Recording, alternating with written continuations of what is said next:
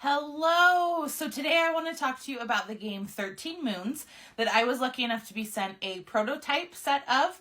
And it is really beautiful and really fun. So it is these lovely cards, and each number 1 through 13 has a different phase of the moon on it. So 1 is a new moon, 2 is a waxing crescent, 3 is a first quarter, etc.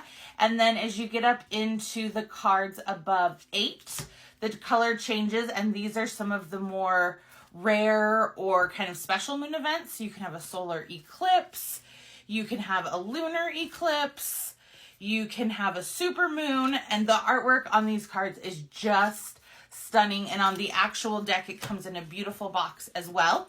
So for this game, it plays similar to a lot of rummy style card games, in that you're going to be laying down things in front of you. You're going to be playing cards on other people, but in this game, if you're playing a card, you keep it down in front of you.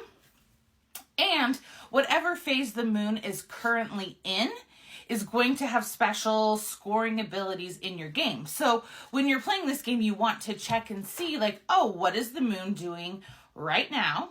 And how will that affect scoring for this game? So it adds a really cool real world element to it. And obviously, like, if you're playing several of these games, you could say, okay, like, we're going to start at a quarter moon, then in our next game, we're going to play at a half moon, etc., etc. So the artwork on here is stunning. It's what initially drew me to this. This is so my vibe. And you can play the game 13 Moons with this and follow all the rules. You play to 354 points, so you're wanting to have the highest score in this game, unlike a lot of games where you want the lowest score. And 354, I was like, that's interesting when I read it in the rules, and because that is the length of a lunar year. So on your turn, you'll have your cards, and I love the size of these, that they're bigger than a standard set of cards. And so you'll have your cards, and then you're going to play. You can play what I refer books, as they're referred to in a lot of games, because my family plays contract rummy. And so that would be 3 or more of the same number. Or you can play what we would call runs. In this game, they're called something different, but I'm just trying to use, words that are more familiar to a lot of us who play cards. And so then that would be essentially 3 plus numbers in order. So a 6, 7, and an 8.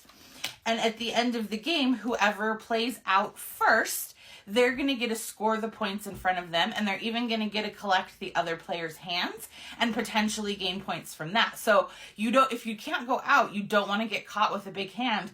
Otherwise, the person who did go out is going to get a huge bonus.